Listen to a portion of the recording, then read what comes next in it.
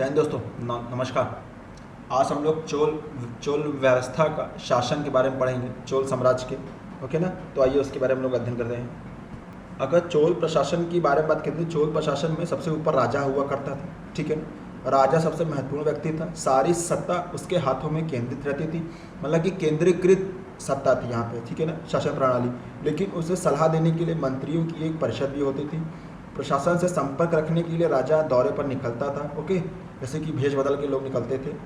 चोलों के पास एक विशाल सेना थी जिसमें हस्ती सेना यानी कि हाथी, अश्वारोही यानी कि घोड़े और पैदल सेना भी शामिल थी, ठीक है ना। इन तीनों शाखाओं सेना के 3 अंग मानी जाती थी। पैदल सेना आमतौर पर भालों से लैस रहती थी। अधिकतर राजा अंगरक्षक रख के चलते थे, जो जान देकर भी उनकी हिफाजत करने के लिए प्रतिबद्ध थे। ओके, तो वेनेशियाई यात्री मार्को पोलो ने 13वीं सदी में केरल की यात्रा की थी। देखिए ये इंपॉर्टेंट आ गया है। मार्को पोलो जो था आपका इटली का के वेनिस शहर का रहने वाला, वह 13वीं सदी में केरल की यात्रा की थी और उस समय चोल साम्राज्य था इस क्षेत्र में, ठीक है। ये वन लाइनर है, इसको तुरंत आप लोग दिमाग में बैठा लीजिएगा, ओके, लिख लीजिएगा। कहते हैं कि जब राजा अगर मर जाता था तो उनके उसके जो अंगरक्षक थे अगल बगल, वो लोग भी आत्मदाह करते थे और चिता में जल जाते थे। ऐसा चीज़ चोल प्रशासन में देखने को मिलता है। अगर हम बात करें चोल साम्राज्य जो है मंडलों या प्रांतों में विभाजित था, और मंडलम वलनाडुओं में और नाडुओं में था। मंडलम और या प्रांत दोनों, प्रांतों को मंडल कहा जाता था, ओके, और मंडलम जो है वलनाडुओं और नाडुओं में बटे हुए थे। कभी कभी राज परिवार के सदस्य प्रांतीय शासक नियुक्त किए जाते थे। अधिकारियों को आमतौर पर राज स्वदाई भूमिदान द्वारा भूमिदान किया जाता था, ओके। जैसे कि नाडु जो था वहाँ पर, और नाडु वहाँ के गांवों को नाडु कहा जाता था। जैसे तमिलनाडु नाम उसी से पड़ा है, ठीक है ना, तमिलों का गांव यानी कि तमिलनाडु, ठीक है ना, तो नाडु गांव है, ओके। ये जो मैंने हाईलाइट किया है ये महत्वपूर्ण लाइन है, इन सबको ध्यान में रखिएगा। शास्त्र सुविधा की दृष्टि से सारा राज्य अनेक मंडलों में विभक्त था। मंडल कोट्टायम में या वलनाडुओं में बटे होते थे।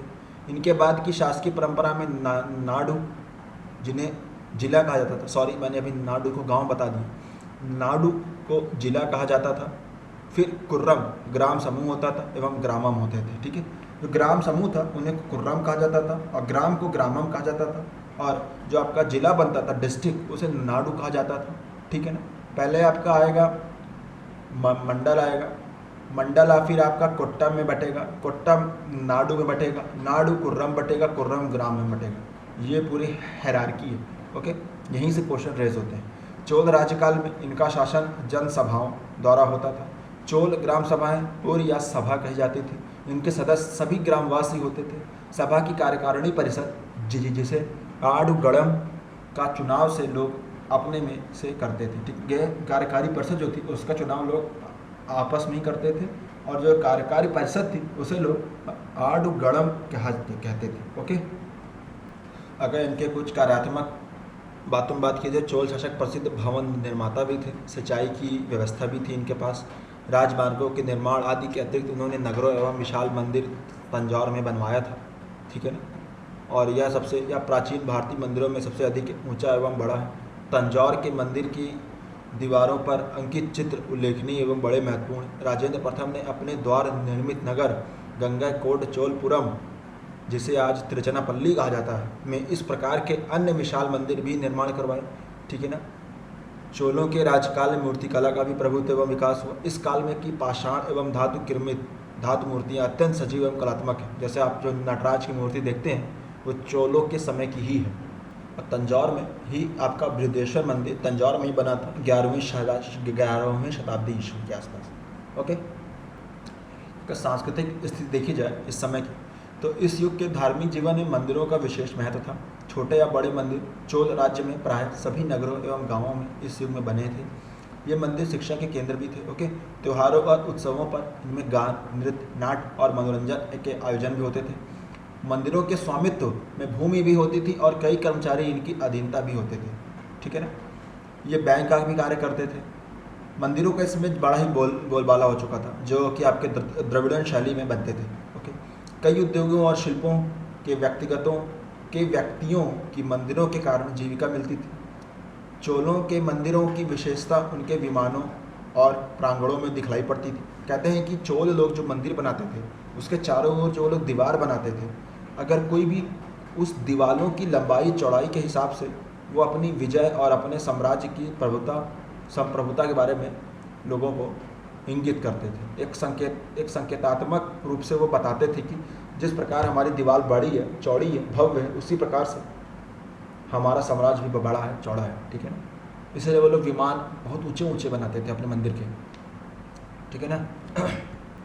आगे चलते हैं। इनके शिखर स्तंभ छोटे होते हैं किंतु गोपुरम पर अत्यधिक अलंकरण होता है। जैसे मैंने कहा कि दीवार के जो गोपुरम मतलब कि दीवारों पर जो अंकरण होता था, गोपुरम मतलब कि गेट, जहाँ से दीवार आप मंदिर के अंदर जा रहे हैं उसे कहते थे गोपुरम।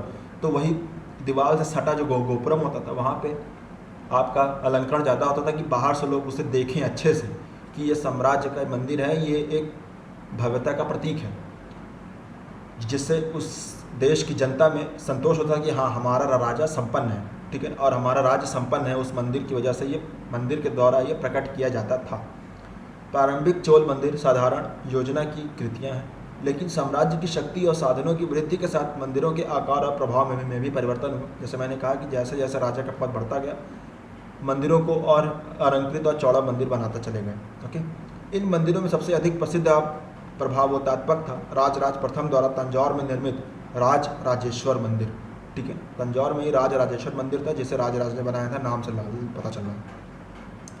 राजेंद्र प्रथम द्वारा गंगाईकोंड चोलपुरम में निर्मित गंगाईकोंड चोलेश्वर मंदिर आपका कौन बनाया था? राजेंद्र प्रथम, ठीक है ना। गंगाईकोंड चोलेश्वर मंदिर कौन बनाया था? राजेंद्र प्रथम ने बनवाया था, जो गंगाईकोंड चोलपुरम में था, जो आज का त्रिचनापल्ली है। चोल युग अपनी कांस्य प्रतिमाओं के रूप में भी विख्यात है, सुंदरता के लिए भी प्रसिद्ध है। इसमें नटराज की मूर्तियाँ सर्वोत्कृष्ट है। नटराज की मूर्ति आप लोग देखे होंगे, नहीं देखे होंगे तो देख लीजिए, घर पे कहीं ना कहीं होगी, नहीं तो गूगल करके देख लीजिएगा। इसके अतिरिक्त शिव के दूसरे कई रूप ब्रह्मा, सप्तमातृका, लक्ष्मी और भूदेवी के साथ विष्णु अपने अनुचरों के साथ राम और सीता, शैव संत और काली दमन करते हुए कृष्णा की मूर्ति को लेकर, ठीक है। मतलब कि इस समय कि आप देख लें कि शैव भी थे ये लोग, है ना, वैष्णव धर्म के भी अनुयायी थे, दोनों धर्म के हैं। लेकिन अत्तर देखा जाए तो साउथ इंडियन के जितने भी राजा हुए हैं मैक्सिमम वो आपके शैव मतानुयायी ही हुए हैं, लेकिन वैष्णव मतानुयायियों का भी वो पालन करते थे और जैन और बौद्ध धर्म के लिए भी वो लोग सहिष्णु थे, ठीक है। लेकिन अगर राजा जो होता था अधिकतर शैव मत को का ही अनुसरण करता था साउथ के राजाओं में, ये देखा गया है। तो एक और फैक्ट है कि प्रसिद्ध तमिल रामायण अथवा रामावतारम की रचना कंबन ने कुलोत्तुंग तृतीय के राजकाल में की थी। मतलब कि जो रामायण, जो तमिल भाषा में जो रामायण लिखी गई है उसको कंबन नामक एक रचनाकार ने लिखा है, और कंबन जो है वो कुलोत्तुंग तृतीय के राजकाल में थे, और कुलोत्तुंग तृतीय चोल वंश के एक शासक थे, ठीक है ना। तो फ्रेंड्स ये चोलों के लिए इतना इंपॉर्टेंट है, चोल साम्राज्य के लिए। इससे बाहर क्वेश्चन नहीं आएगा जितना मैंने फैक्ट्स दिए हैं, ठीक है ना।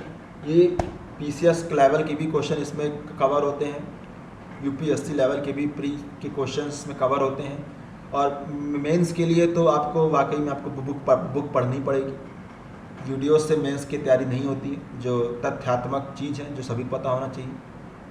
बहुत लोग बेवकूफ़ बनाते हैं, वीडियो बनाए कहते हैं मेंस की तैयारी करा रहे हैं। मेंस की तैयारी के लिए आपको बुक की तो आपको हेल्प लेनी ही पड़ेगी, लेकिन प्री के लिए आप वीडियोस के थ्रू फैक्ट निकाल कर आप प्री निकाल सकते हैं। ख़ासतौर से हिस्ट्री इतनी बड़ी है कि जो इस क्षेत्र का नहीं है तो उन लोगों के लिए ये पता नहीं होता कि क्या पढ़ें क्या ना पढ़ें। पूरी किताब पढ़ने बैठ जाते हैं और जो मेन फैक्ट होता है उसको वो लोग छोड़ देते हैं, या फिर दिमाग से स्लिप हो जाता है। तो उसको आप वीडियोस के थ्रू एक पढ़ सकते हैं, क्योंकि यहाँ पे वन लाइनर क्वेश्चन दिए जा रहे हैं आप लोगों को, ठीक है ना। तो इससे बाहर क्वेश्चन नहीं आएगा। आप लोग चोल साम्राज्य, इसके पहले भी हम लोग पॉलिटिकल पढ़े, अब ये उसका प्रशासन पढ़े, सांस्कृतिक पढ़े। Thank you very much for discussion. This is shining of.